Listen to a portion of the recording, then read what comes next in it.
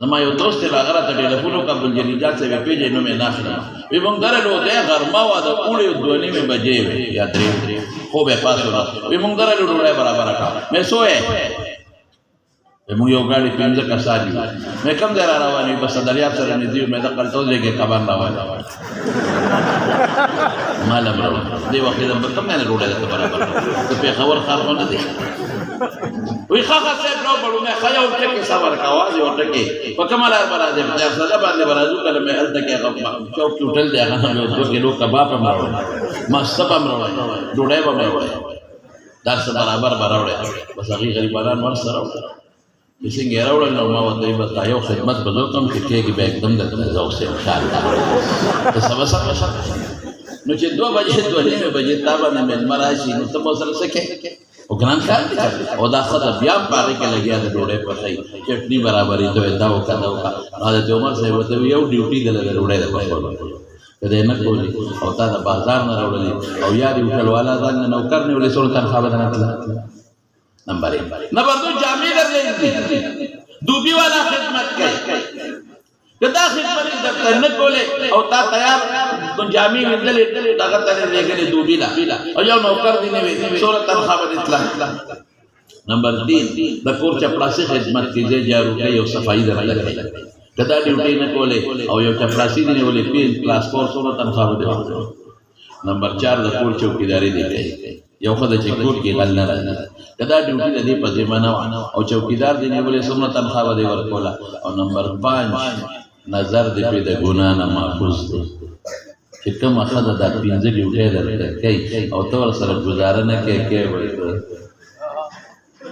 خدای سره گزارې نه بغیر بل څه ته کول هم نشي او څنګه دا ورته راغلی او حیا دې په دې کې د خدای سره گزاره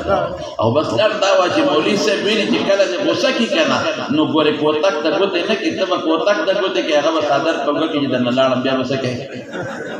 حیا دې په دې کې دا چې خدای ګوره ډېر سخت غوسه هم درته مولوی صاحب ویلي گزاره کوونو زه گزاره وم بس اسمه تمہارا خیر ہے او دا رسول اللہ مبارک فرمائے خیرکم لأہلہ تاسو کے بہترین انسان آغا دے جدا خز بچو دا پارا خوی وانا خیرکم لأہلی و تاسو طولو کے دا خز بچو دا پارا خیبہ حضرت انس سوائی شمائل ترمیزی کے رضی ما ضرب امرأتا ولا خادما قطو کہ رسول اللہ مبارک مخبل جن کے جتا یو خادم او بی بی وحلنا رہے اخلاق و خلقان مدارس بناتو کے داخل کا خویب و پی جنی دا بچو دا خاون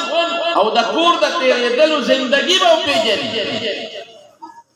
لوڑا داخل کا مدرسۃ البنات کے دا بچو دا تربیت او دا خاون دا او دا خواخ سر زندگی با پی جنی بیا مجھگڑی بنی انشاءاللہ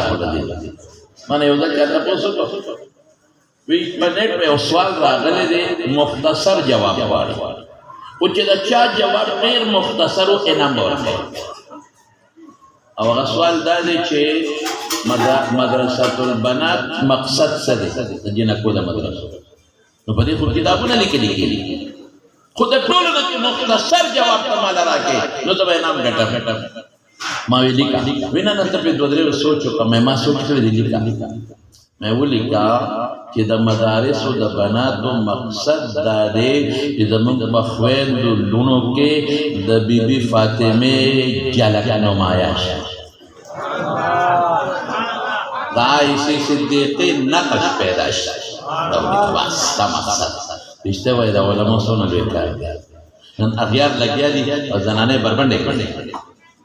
پرتګونه او استل پتلونی ورواچ او پرتګونه کټ ویل ته ده پده او مې راځي بالکل او داسې زنانه وروته میدان ته چې ابي کټ استل والا کمی سنا چي لسونه نشتا بلکې کمی سنا نشتا بنینونو کې ګرځي نشتا او بلکہ جانگو کیوں نہیں کرو کی گردی شاٹو نا چولے دی سرو اختق کھولا و سوشل میڈیا مانتا سنو کرو اغیار لگیا دی زمان لوگ خورتا جب دمان و شکل جوڑو